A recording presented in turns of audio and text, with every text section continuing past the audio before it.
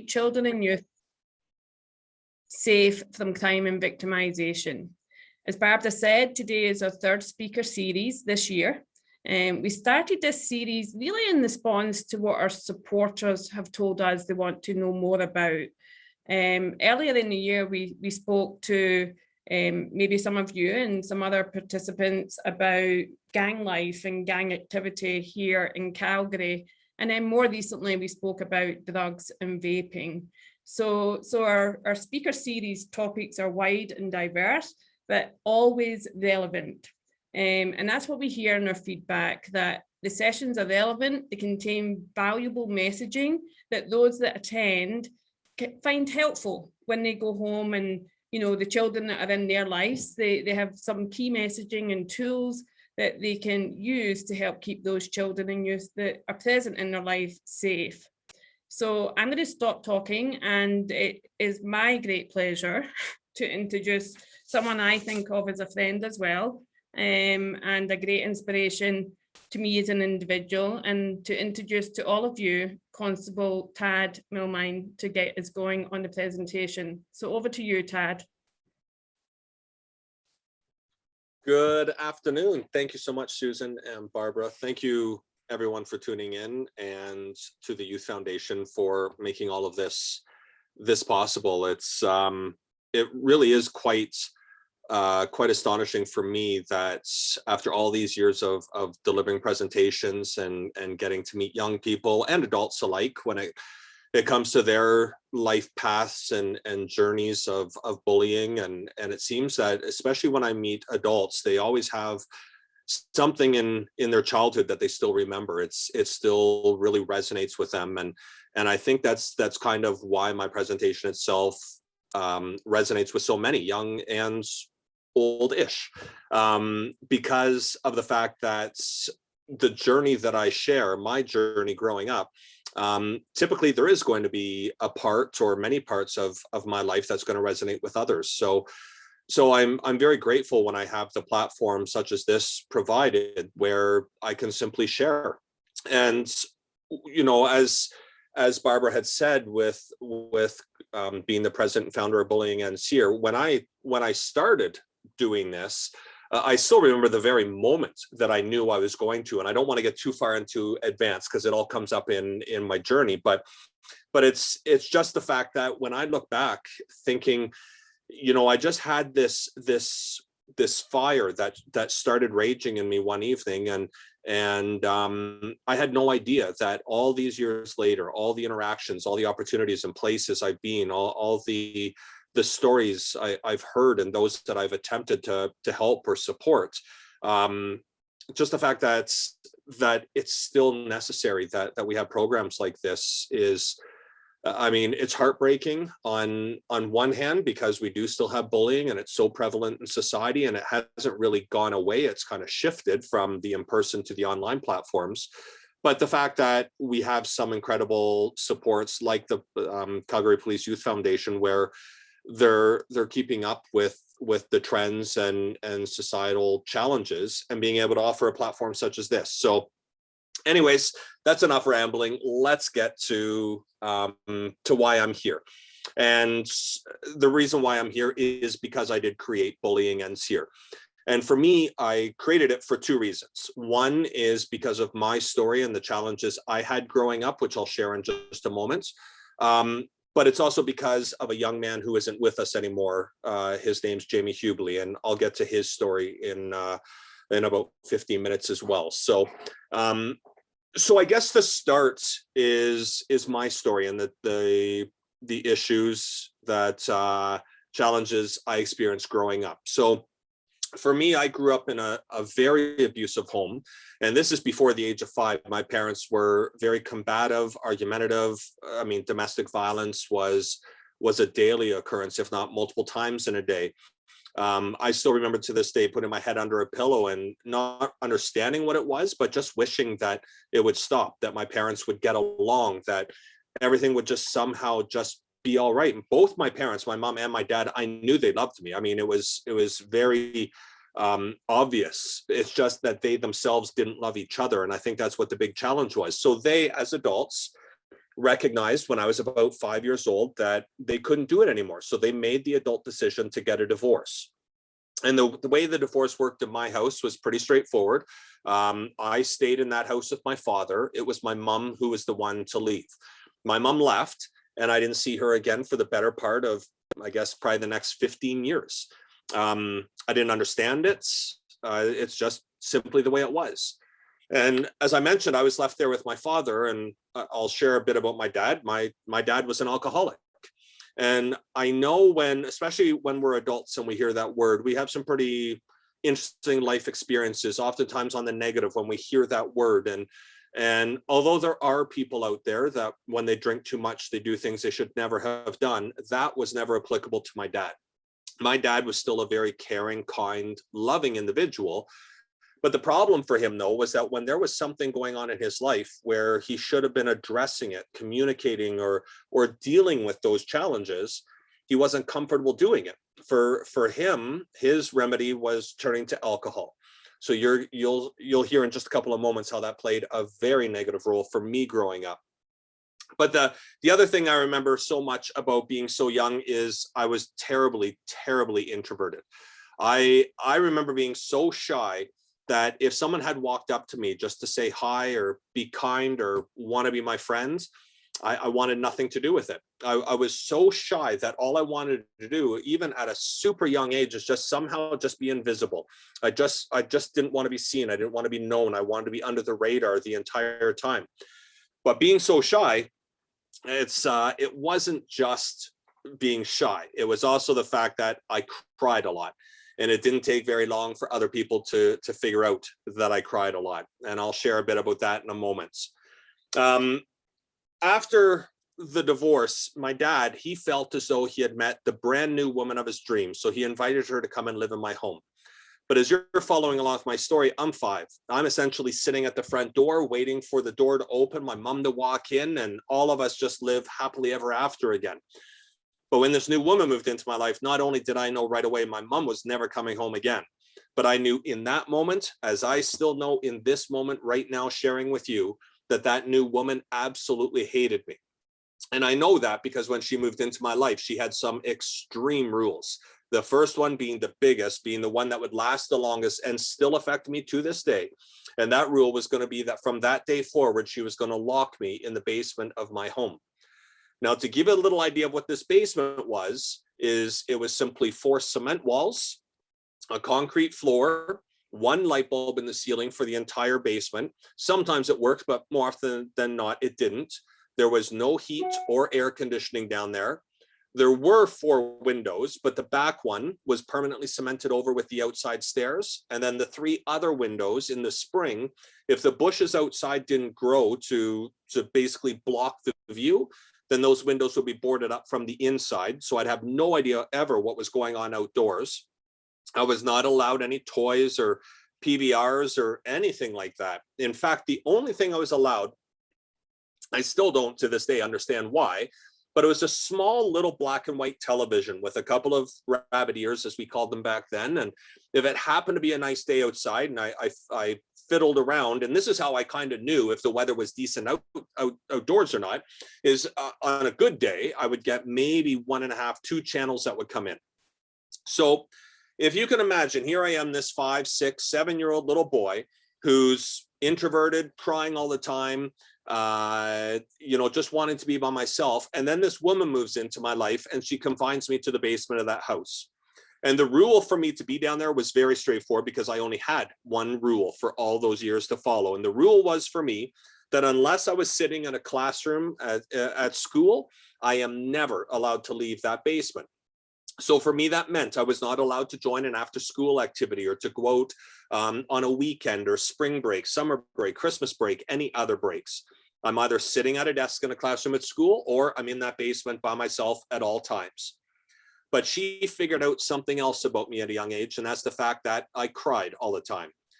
And instead of being a caring adult that might come up to this little boy and just ask, "Why are you crying?" she wouldn't do something as small as that, because for her, it started with laughing at me, name calling. Eventually, it was the screaming at me. the screams that I still hear to this night when I close my eyes at night.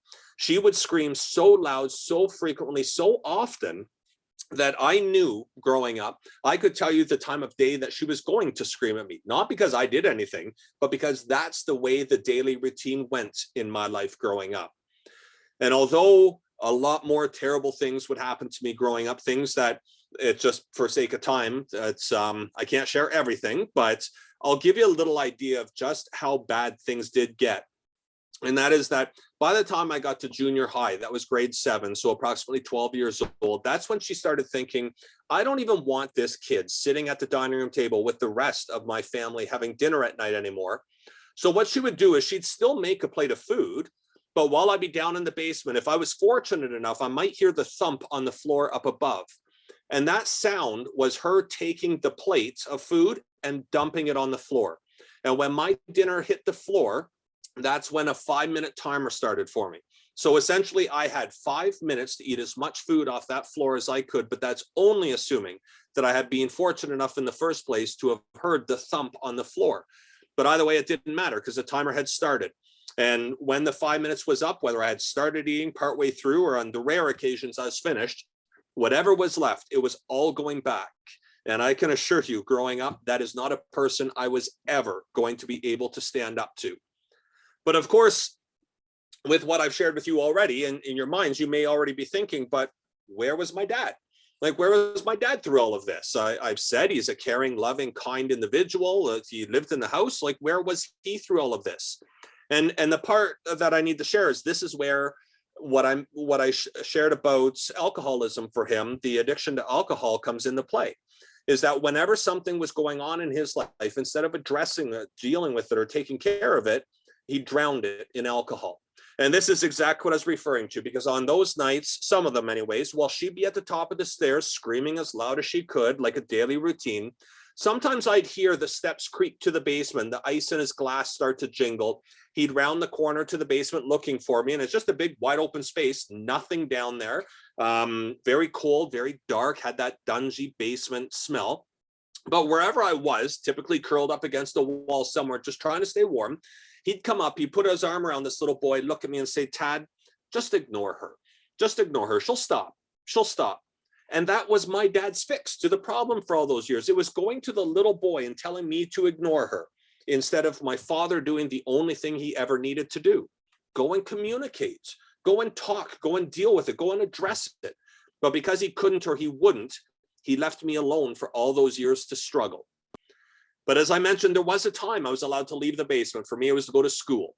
But as I share with you this afternoon, I can assure you there was never a moment for me being at school that was ever any better than being in the basement. It was just a little bit different. And the reason being is because the kids at school, they also figured out at a young age that I cried all the time. And it only took just a couple of clever ones to figure out that I once had a trigger. I had a trigger that would set me off, that would make me cry the way I described. And that trigger for me was all that you needed to have done was call me just a couple of bad names. And if you had, it wouldn't matter if I was sitting beside you in the gymnasium, the classroom, walking the halls, home from school, it didn't matter because I couldn't control it. I was going to cry. And the students, they loved it. They absolutely loved the entertainment of seeing my tears and my sobs and my grasping air. They thought it was the funniest thing. But as time would go on, I would do what just about everyone does, and that is I held it in. I never spoke anything about it. I never reached out. I never talked about it. I didn't discuss it. And the reason being is because I honestly felt I was the only person ever to have experienced this. I believe that every adult has had a perfect life. They will never understand what it's like to live in my shoes, to have experienced the things I've been going through. So I held it in. But as time would go on, those kids, we would all slowly go to junior high, grade 7, as I mentioned, and the bullying, it would get worse. It started simple with things like name calling and, hip checking or pushing me into the locker, but it didn't take long over those years to transition into things like being pushed down the school steps, my hair pulled out or spit on, or even by the time I got to high school, those were the worst beatings yet, because those were the times that often I'd be chased home from school, sucker punched from behind and put in a state that I wouldn't even know my name when it was all over. But again, the way I handled all of it, the way I addressed it, is I held it all in. And what I would do at night is sometimes down in the basement, I would be fortunate enough to gather up enough garbage and small little items to make a makeshift pillow. I'd put my head on that pillow and I'd close my eyes and I would wish and I would wait and I would hope that maybe tomorrow will be better. And if tomorrow isn't, then maybe the next day, maybe the next week, maybe the next year. These are the things I did just to try to buy myself the time, just to hope and wait and wish for life to somehow magically get better all by itself. But as you can well imagine, waiting, wishing, hoping, praying for all those things to go away on their own, it didn't work out for me. Because after all those years of holding things in, by the time I was 15 years old, I knew within myself I was in serious, serious trouble. I knew I was depressed. I was bummed out. There was nothing in my life to look forward to anymore. But just when I thought I was as low as I could possibly go, there was one Saturday afternoon, 15 years old, down in the basement, as I was all the time alone. And I remember that day very, very clear because, well, I remember everything about my childhood very clearly. But while I was down there, I remember that afternoon, there was a knock at the door upstairs above. And because I knew every sound in the house, I knew that somebody had come over based on the floorboards creaking up above. My dad and that woman had gone to answer it. I heard some voices and laughter at the front door that I didn't recognize the voices. And laughter is not a sound you heard in my house growing up. But all these extra floorboards started creaking, and I knew that somebody had come over. We had some company, some visitors, and based on the floorboards, they had all settled in the living room right above me. Now, granted, for me growing up, we didn't have company very often, but as rare as it was, I always knew it was a good thing because that's the only time in my life that I knew I was safe. That's the only time for as long as company was there that I knew that woman was not going to come to the basement. She wasn't going to scream. She wasn't going to yell or beat me. I knew I was safe. So whenever company did come, I always was in the basement wishing that they would stay forever because then I would have been safe forever. But that afternoon, as they were having a wonderful time, the beer cans were opening, the laughter louder, the music getting louder as the hours went on, I was so calm and relaxed in the basement, knowing I was safe. But at one moment, everything went silent. No more music, no sound, no laughter, no movement, like no floorboards creaking or anything. But I knew they were still there. And what felt like an eternity was, I'm sure, just a matter of a moment or two. But she broke the silence and screamed out, "Tad, get up here." And I remember my heart began to pound. I was so nervous and frightened. But as I walked up the stairs, I convinced myself that it's okay. It's all right, Tad, because the company's here. You're safe. And she can't do anything. You're safe.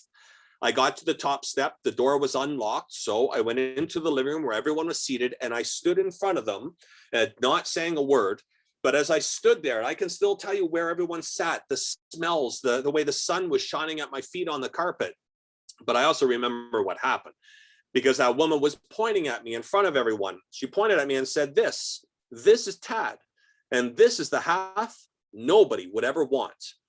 And I remember instinctively, just like, I just looked at my dad thinking, like, are you going to say something, do something? Just, I don't know, just act. But I guess in my heart of hearts, I knew he wasn't going to do anything. And he didn't. The look on his face was like he wasn't even there. It's like somehow just floating around in space somewhere. I looked at the company, the two adults that were sitting to my right on the one couch, and they started to laugh. And then I looked back at the woman and she just cracked up laughing. And I remember inside, I didn't say anything, but I just thought to myself, you know what? Nothing surprises me anymore. I went down to the basement, the door slammed and locked, and of course, I broke down into tears. But the tears that afternoon were so different from all those other years worth of crying that I'd done because the tears taught me something in that moment. The moment being that for as long as I continue to put my head on a pillow, hoping, waiting, and wishing for life to get better, it's not going to be better tomorrow because my only opportunity for safety, which was when company came over, I wasn't safe anymore. She had just destroyed that, but she had also changed something because that was the very first time in my life she had ever been rude or cruel or mean to me when other people were around. Up until that day, that was the dark, dirty little secret behind the four walls of that house. So I knew that tomorrow wasn't going to be better. Now, tomorrow moving forward, it was going to be a lot worse. But I also recognized something else within myself. And that is, although I felt as though being depressed or bummed out I felt as though that was as low as I could go. In that moment, I learned that that's not the lowest you can go. But by being suicidal, that is, because that's exactly where I was at that moment moving forward.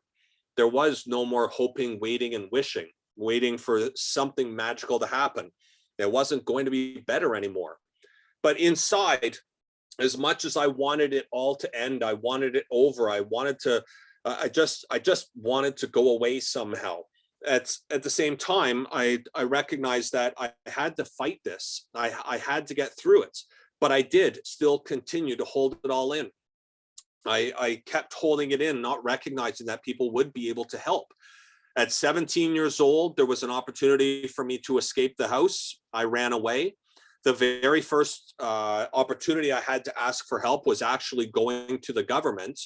I went into basically like a child welfare center, went up to the counter and I said, "Hi, I would like to speak to somebody, please." And I remember a social worker brought me into her office. I'd obviously never met her before.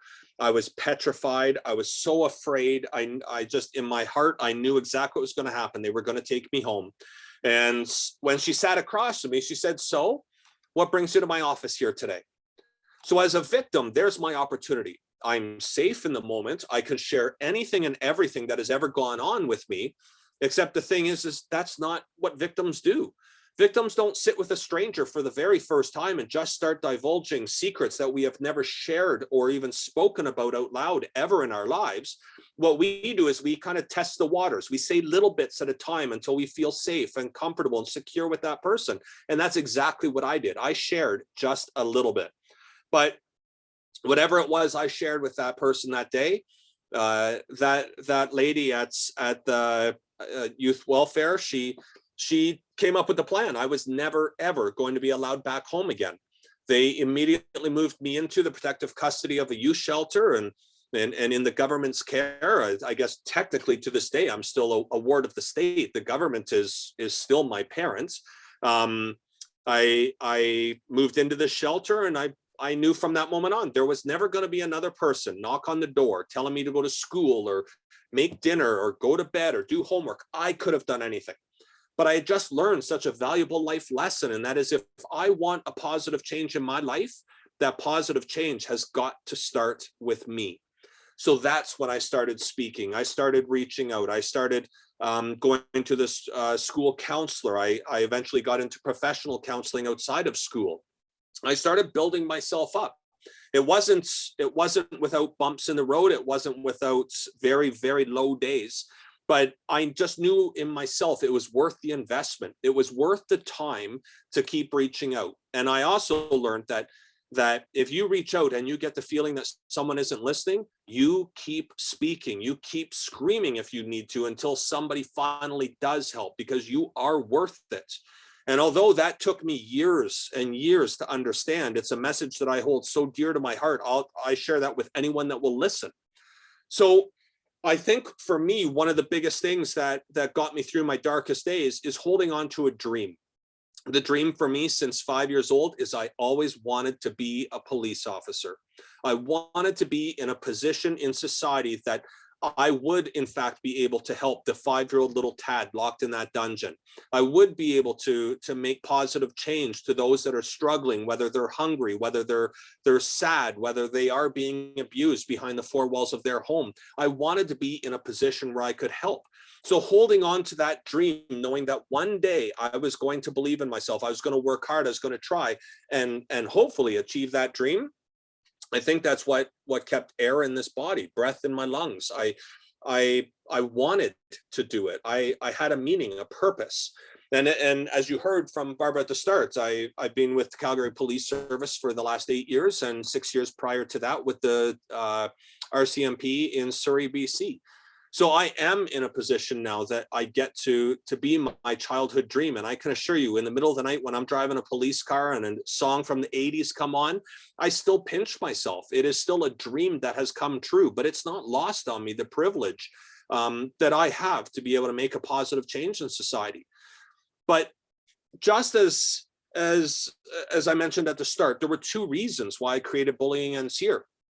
It was in October of 2011 that At that stage in my life, I was still with the RCMP. I had found a way to bury my past. I've forgiven everyone involved. I've moved on. Everything was just playing itself out. One shift I had just finished, I came home and was lounging in bed and reading the news as I do every day. And one headline caught my attention. It says, Ottawa teenager takes his own life because of severe bullying. And that night, that article, that changed my life forever. I read about a 15-year-old openly gay teenager in Ottawa named Jamie Hubley. He was relentlessly bullied. And in fact, let's call it what it was. He was assaulted. He was harassed. He was, he was threatened over and over for many years, to the point that he too started to struggle with mental illness. And it got to the point, the bullying so severe, that on October 15th, 2011, Jamie, he found no other way out. He did take his own life by way of suicide. And as I read his story that night, and having at that point been a police officer for many years, I've seen tragedy. I've read about tragedy. Just like everyone else, I see tragedy in the news all the time. But for whatever reason, that story that night with Jamie resonated with me so much. It was the instigator for that fire that raged in that moment moving forward. I remember thinking to myself, oh my gosh, there are students in school right now that still feel the exact same way that I felt when I was in school. But nobody ever knew the way I felt because I blended in just like everyone else. I think society, to a great extent, kind of has in their mind what somebody that's being abused would look like, what somebody struggling would look like, what someone struggling with mental illness looks like.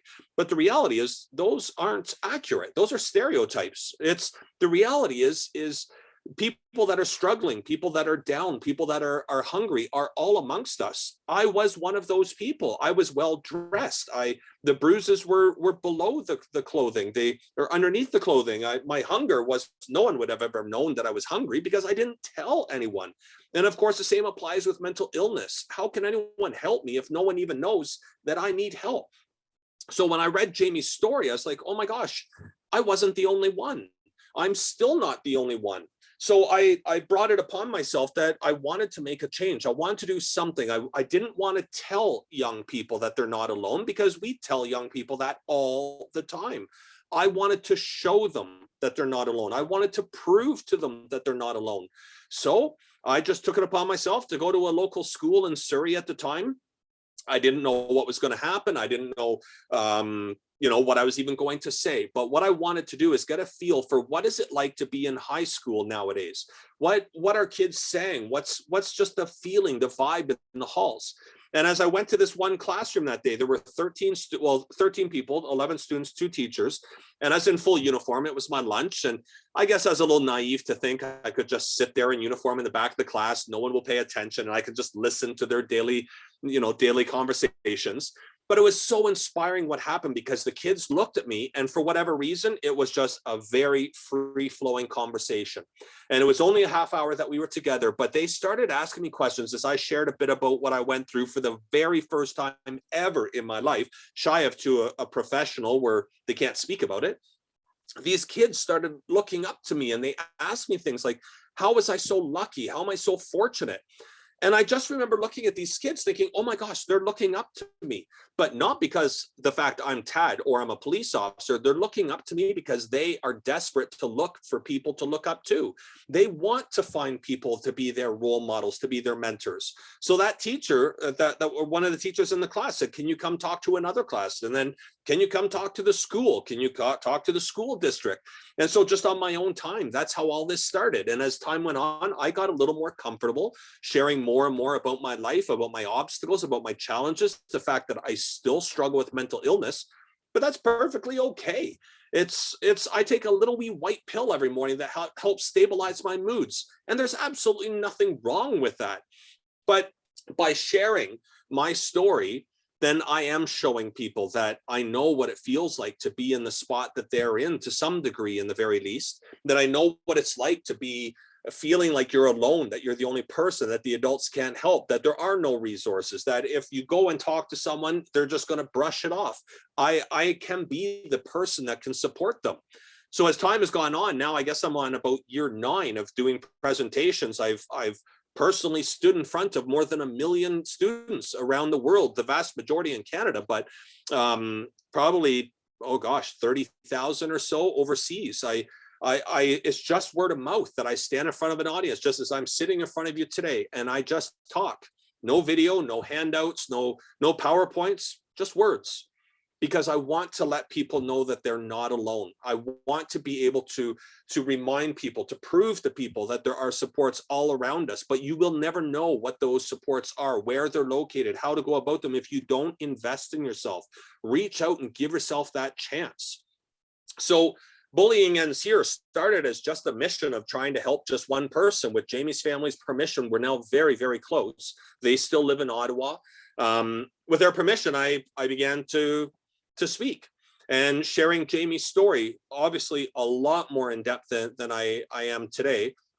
You can visit my website to read all about Jamie's story in a lot more detail, but it was just, for me, it was just, I just needed to do it. And I think the most impressive thing for me personally is the fact that I'm still a horrifically introverted person. I recognize that may be difficult for you to see right now, or when I'm working, or in my role as a school resource officer at some schools downtown here in Calgary. But the thing is I am still horrifically introverted. When I come home, I just want to be alone. I want to curl up in a ball with my puppy and just watch TV, watch the Blue Jays. I want to be alone, but my inconvenience, or that feeling of being uncomfortable, I realized that speaking about mental wellness, speaking about the health of our young people, it far outweighs my comfort. To put my comfort aside for a few moments and simply share in order to maybe help, perhaps even save a young person's life, it's certainly most worth it. So I will end this portion of the presentation with the way I end every presentation wherever I go. And that is, I challenge you as an individual, at the end of every day, go home and look at yourself in the mirror and ask yourself a very simple question. Just ask yourself, was I the very best person that I could have been? And when you start to reflect on that question, you're going to recognize that the answer to that question has absolutely nothing to do with the people that you associate with, that you're hanging around with, that you talk to. It has nothing to do with family members. The answer to that question is simply staring right back at you in the mirror. Was I the very best person that I could have been today? And when you start to reflect on that, that's when you can find things that you did today that you can better for tomorrow. You challenge yourself that tomorrow I'm going to be better. Tomorrow, I'm going to speak up, and I'm going to be the voice to that person that feels right now as though they don't have a voice. Tomorrow, I'm going to speak up and be the voice to that young person that's being relentlessly tortured in their hallways or in their home when they go home at night. Tomorrow, I'm not just going to be somebody's voice. Tomorrow, I may end up being somebody's hero. And when you start to think that way, that's when you're truly going to understand why I call my program Bullying Ends Here. Is because I'm convinced that it does, and it will end right here. So once again, thank you so very much for tuning in, and I'll pass it over to Barbara or Susan. Thank you so much. Thank you so much, Tad. And I have to tell you that was just such a powerful message you just delivered. And I'm going to every day ask myself, am I being the best person that I could be today? And I'm grateful for you to say that to us and to share that an incredibly emotive story of incredible challenges and trauma through your life. I know I got text messages while you were speaking from people who are watching, and they're just saying, the camera's off, right? Because I know, like, I was shedding tears just listening to you. My heart aches. I want everyone to know we're going to do Q&A. It's coming up, and thank you for leading us into what is going to be a lot of the Q&A, Tad, and that is like, how can I be that best person? So we have some questions coming in, but I want everyone to feel free to use the Q&A. It's open right now. Write your question into the questions, and we will get to every single one, because it's really, we all care deeply about your questions and we want to make sure we answer them all. So to give you all a minute, I'm going to share my screen for just a second and talk to you about the foundation and how the foundation is supporting the incredible work that Constable Milmine, someone I'm proud to call a friend, is doing. And while you're assembling questions, Barbara, I just want to take an opportunity to say thank you to Tad as well for sharing your story, but more importantly, for using that life experience to help others. Truly, your courage, your resilience, it's admirable, and you know, I salute you, sir. It's incredible, and I think you do have a powerful, strong message for educators, for parents, for people on our webinar today, for students everywhere, and everything and anything we can do to help get that message out, we will do with you. And I would encourage everyone who's on the webinar today to check out Tad's website, Bullying Ends Here. And after the presentation, we will send a link out so that you can read in more detail Jamie's story and the inspiration behind Bullying Ends Here. So we probably have a few questions now, Barbara, eh? We do. We're going to get to them right away. So I just want everyone to know that the Calgary Youth Police Foundation is so pleased to put this seminar on, and we are grateful to our sponsors and our donors that allow us to do that. These are some of the things we do to raise funds to support programs that support children.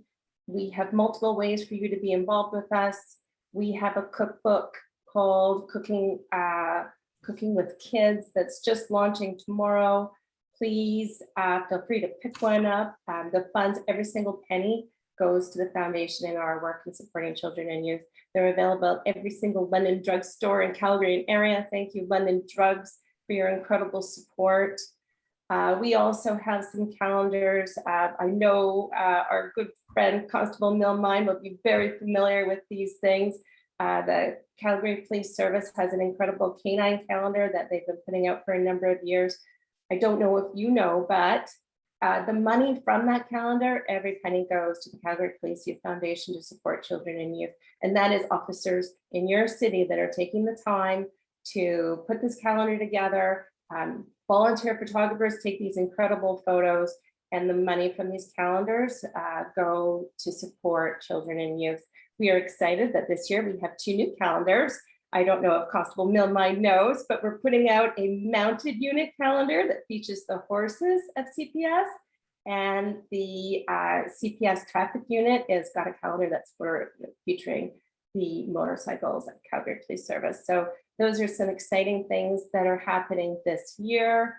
And then if you're, you know what, you don't want our stuff, you just want to donate some money, please feel free to visit us at www.donate2cpyf.ca, and know that every penny goes to support children and youth in such important ways. And we know, because you're on this webinar with us, that's something that you care about as well. So I'm going to get straight into the Q&A now. And so pleased that we have some questions. I'm going to turn it onto a gallery view so my speakers know that everyone can see everybody at one time. I'll read out the questions and then I will direct it as well to who it's for. So the first one is, what is Tad's website? So Tad, can you just say aloud what that website is so people can go to it? Sure. It's bullyingendshere.ca. And I just put that into the chat for everybody. Oh, perfect. Yeah, so thank you so much. I know you'll get a lot of people visiting your website soon. So another question for you, Tad. How do I, as a parent of a child who's being bullied by neighborhood kids, deal with the bullies of my child?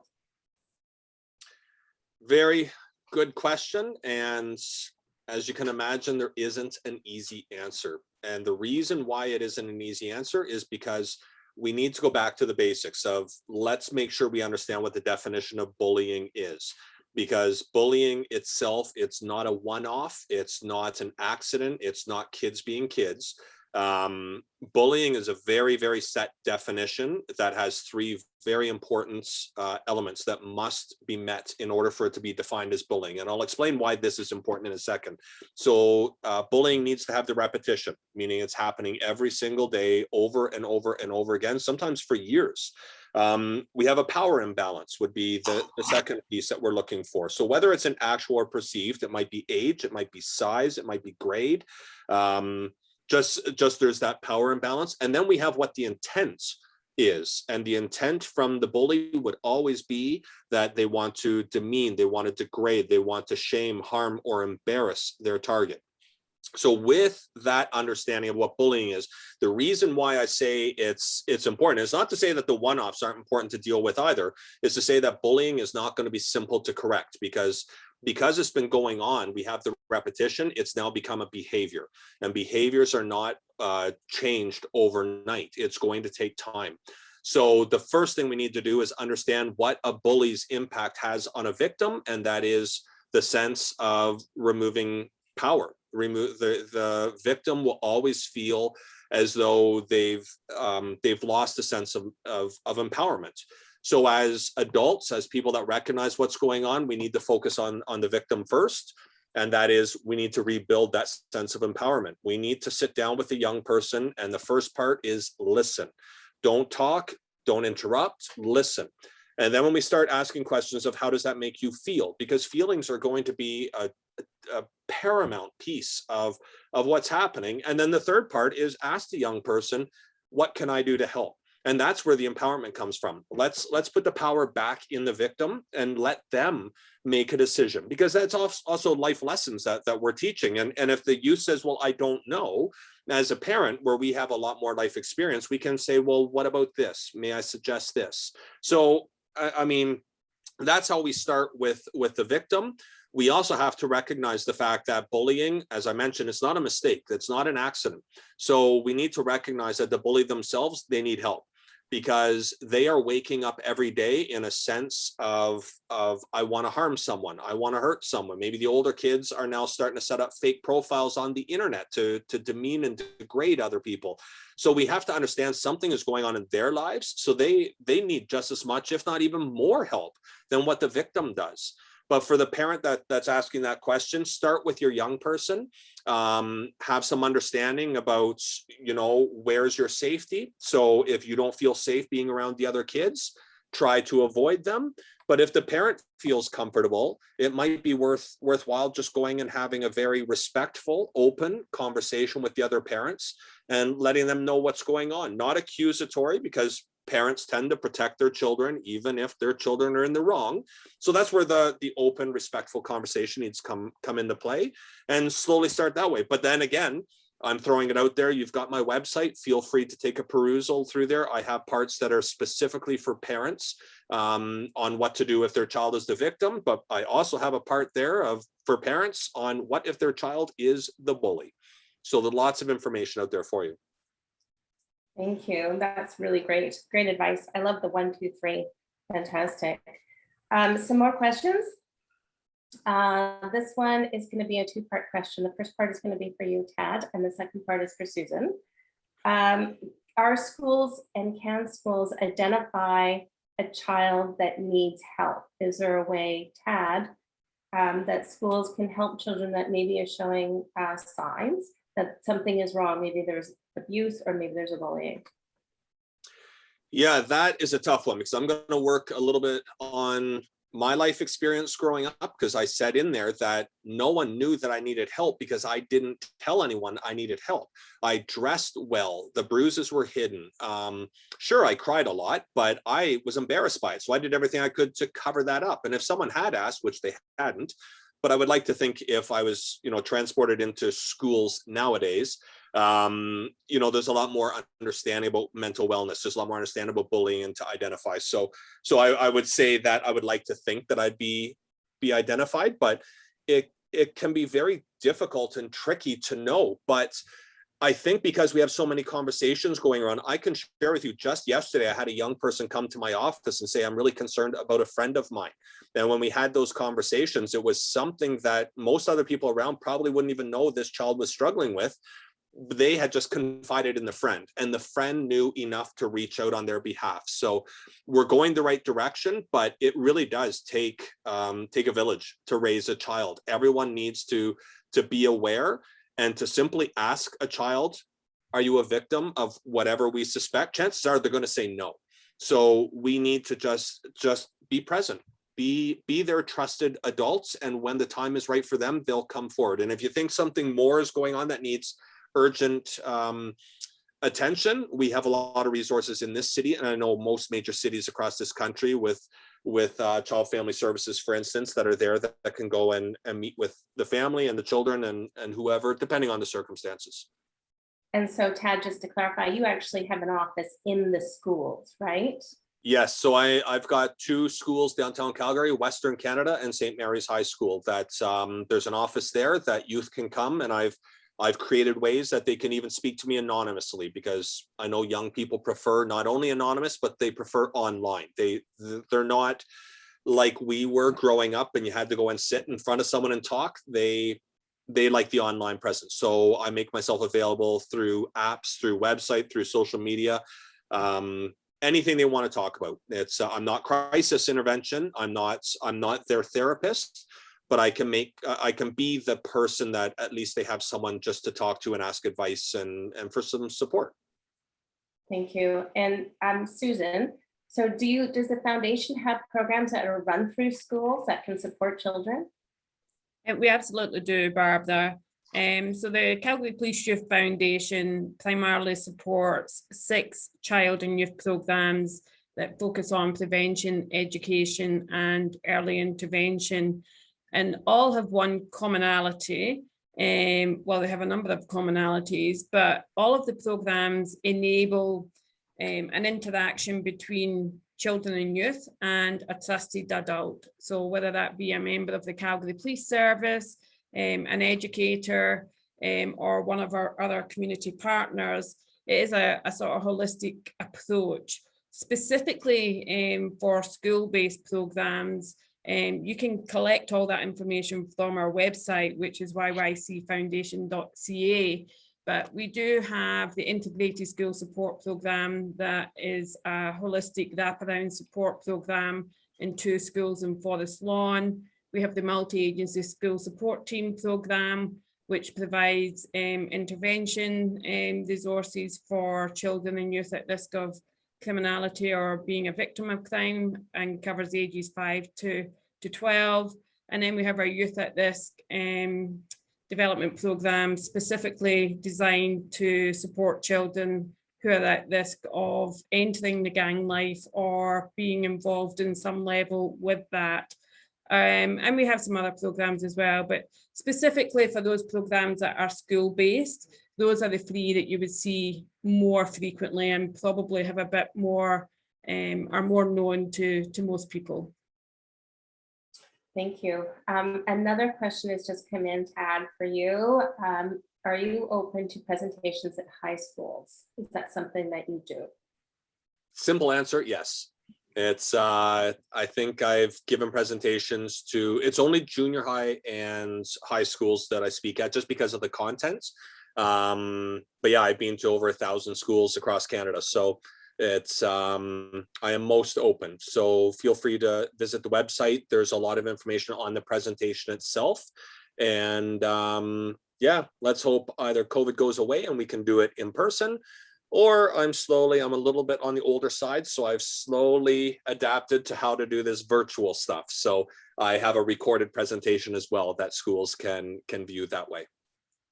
So thank you. And I know that there's probably information about how to arrange that on your website. Of course, yes. So fantastic. Another question for you here is, it is very true that children who are being abused feel a need to protect those who are abusing them.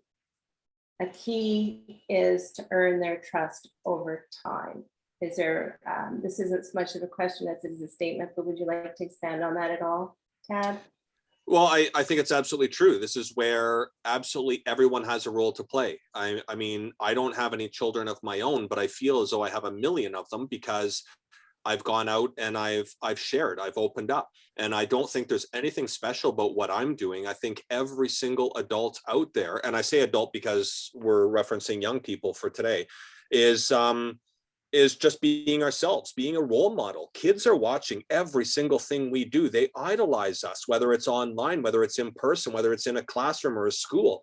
So we have to make sure that we're always exhibiting the person that we hope these young people are growing up to be. And when we are our true self, our true colors, young people, they know who the trusted ones are. They will come to us. We just have to be ourselves and patience. They definitely do open up. And we need to ask ourselves, am I the best person I can be? Mm-hmm. The next thing we have coming up as a question is, do we work through the SRO, School Resource Officer, to make this happen? I'm assuming we need a presentation, or just reach out through your website. Is there a preference? Probably the website's going to be the best way, simply because it comes to me directly. But most certainly for the city of Calgary, to go to your SRO, everyone knows about what I do and who I am, so they can certainly arrange it that way too. So I try to make it as simple as it is to the way that person wants to arrange it. If they want to go through the SRO, the principal, if they want to get in touch with me directly, at the end of the day, the only thing I need is the school to invite me. So the reason why I say that is because I don't want anyone believing that this is a police presentation, and the fact that if, let's say, I go to a school principal and I'm like, hi, this is what I do, I don't want them feeling like the police are knocking on their door saying, you know, we need to come in and do a presentation. So the school needs to invite me, and I am most happy to be there. We'll make anything work. Well, thank you, Tad. And I want to let Susan have a few minutes to talk at the end. If there's anything you would like to add, Susan, we have a couple minutes. Oh, thank you, Barbara. So I guess just to follow on, I don't want to talk too long. I know it's 1 minute past 1. Just for everyone who's listening today, I would ask you to think, if you can and you feel inspired to do so, to consider joining our monthly giving program. We call it Promising Futures. And I think, you know, I heard Tad today talk about the wishing and hoping and the praying as a child. And, you know, when we think about our monthly giving program, we're thinking about the future of every child. And I ask you to think about that today. Tad did take my line, which was my closing remark, where it takes a village.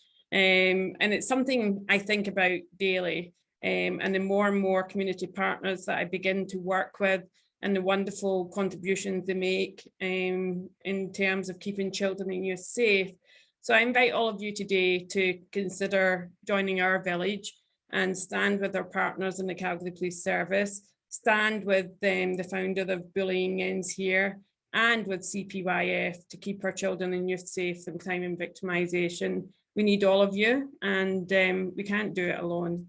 So thank you. Well, thank you, everybody. We're going to sign off. This was a powerful presentation from a very amazing human being, Constable Tad Milmine. We are in your debt, sir, for your kindness and compassion to this community and this country. Thank you, Susan Cron, your inspiring words for the foundation. Incredible.